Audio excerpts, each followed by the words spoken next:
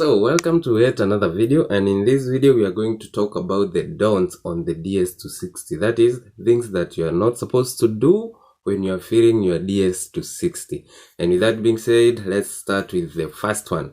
This one focuses on those people who are married, or somebody who has children, or let me call them an applicant who has some beneficiaries. You know, at the application time, if you feel that you are single or you never included somebody on your application process, please, okay, if that person was there but you avoided including him or her on the Ds-260, whether it's a spouse, your child, or anyone else, but he was there on the application but you avoided including him for one reason or the other, please still continue ignoring the person as you did on the application stage. This is because in case you include them in the Ds-260 that now you want to move with them to the United States, that will create, okay, it will lead you to disqualification because that is a fraud. You know, on the application stage, for instance, somebody who is married or with kids, or someone with a kid of which the kid was born by the time he was doing his application. So when you go ahead now on the Ds-260 and include a beneficiary of whom you never mentioned on the application stage, this will be considered fraud. Because one, they will be checking the date of birth of the kid, and then they can retrieve back and see, oh, by the time you did the application, the kid was born or the kid was still there, but you never included him or her on the application. That shows you are trying to do some petty stuff, and they don't buy that. It will lead to automatic disqualification. So guys, as you did on the application stage, please continue with that. If you applied you are alone, I will advise you to do that. Continue being alone, whether you are married or not, continue being that. But in case you applied you are single, then in between after the application stage, you went ahead and got married, or you know, something happened after the application stage, you know, the dates after the application stage, then if you, in case you got married, now on the Ds-260 you can go ahead and put the spouse, you know, the partner, whether it's the husband or the wife, you know, the partner, you can go ahead and include him on the Ds-260. This is because even the date of marriage will be, you know, they will check on the date of marriage and they can see this happened after the DV Rotary Program entry time. So this one will not be considered as a fraud, and it's okay, and you can continue and include the partner or the spouse. And that applies to same to the children. In case you are not married and you did the application on the, well, you are single, but eventually you end up being married and maybe had some children in between. Now you can go ahead and include the child, because you know the birth certificate for the child will be after the selection, you know, after the application process. So make sure that if you applied while single, then something happened in between, you got married or you got a child, or you know, some people, like the ladies, can be maybe when you are applying you're pregnant or something, you know, and later on the kid came through afterwards. So you can do the application, and now on the Ds-260 you can include the child on that form, and that will be considered as valid, and it's okay with that. But if the child was not there, okay, the application, on the application stage the child was there but you avoided him, you have to still continue and avoid him even after the Ds-260 form. So let's jump to our part 2, and that is about the eligibility. This is a question from you guys. One of you has a very tough scenario here. The scenario goes this way. This guy is from South Africa, but he was working in Asia. He went ahead and applied the DV Rotary in Asia and claimed eligibility in Asia, of which the guy was born in Africa. That is, the guy is from South Africa. He is working in Asia, that is Qatar, and he applied the DV Rotary, but on the eligibility country he failed Qatar, of which that is wrong. So I'm going to talk about how this goes, and without much ado, let's state it this way. One thing, In case you did a mistake on the entry point, that is, you entered the wrong eligibility country, you have to enter the country in which you are born. You are eligible from that country, not where you are right the time you are making the application. So, one thing, if you did a mistake on the application and went ahead and filed a different country, and you realize now, oh, that was a mistake, there are two things that happens. And one, in case you are like, okay, in case you made a mistake but in the same region, you are better. Sometimes they understand that mistake.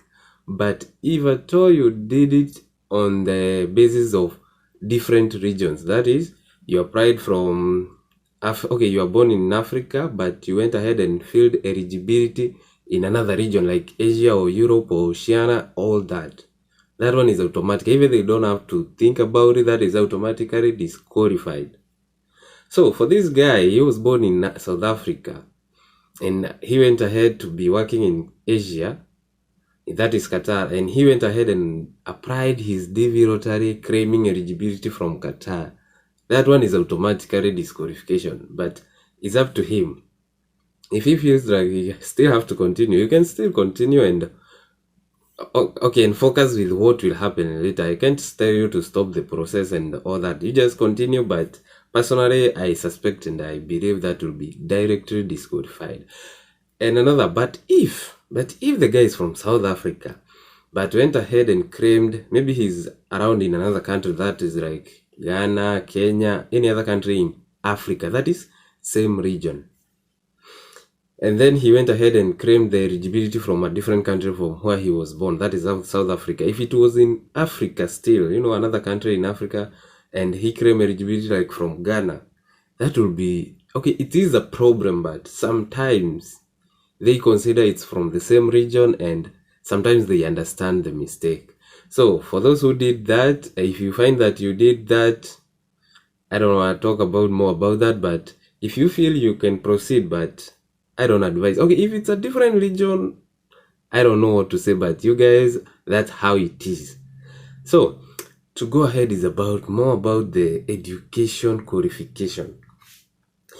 The rules are very simple.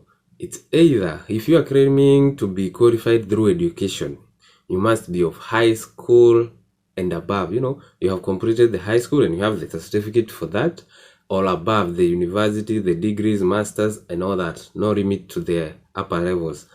And now, there's another issue, okay? If you are done, okay, if you are not done with that, you can claim being qualified through work experience.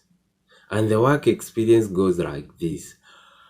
In the last 5 years, now we are in 2020. So in the last 5 years, that is from 2015 to 2020, you have worked for a company and you have worked for over 2 years, and that work, the work you are doing in that company, that specific job requires a training for 2 years.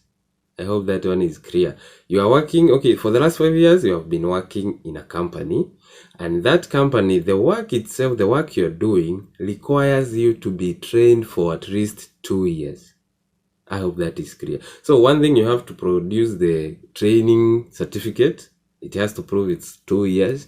And also you have to show that you worked in that company in the last 5 years, but 2 years in the last 5 years. And I hope that is clear and simple. So if you don't have the education qualifications, then you better have the work experience qualification. But if you don't have both, again, you are screwed up. And to add on that, it's either one, not both of them. You can have the education, then you don't have even to focus on the work experience. And if you don't have the education, try to focus on the work experience. If you don't have either of them, then I don't know what to tell you also. The other one is about the Ds-260. Now we come to the Ds-260. These documents need your total honest on it.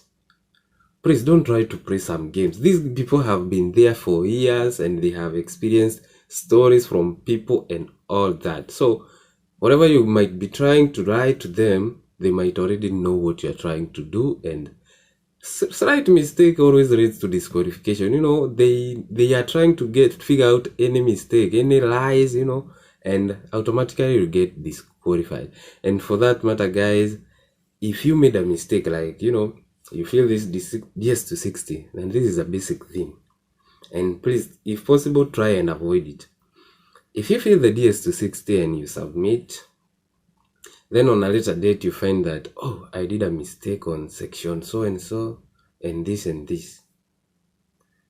Okay, at that point you are good. You can recall and you can text them. You can email the KCC, that is the department that deals with the revision of the DS-260. You can email them. They always provide an email, and you can email and tell them, request them to unlock, because you know when you submit, you just submit and they lock it. You can't access it anymore. But in case you find that you did a mistake, you can call them or email them. Most of the case, it's better to email them.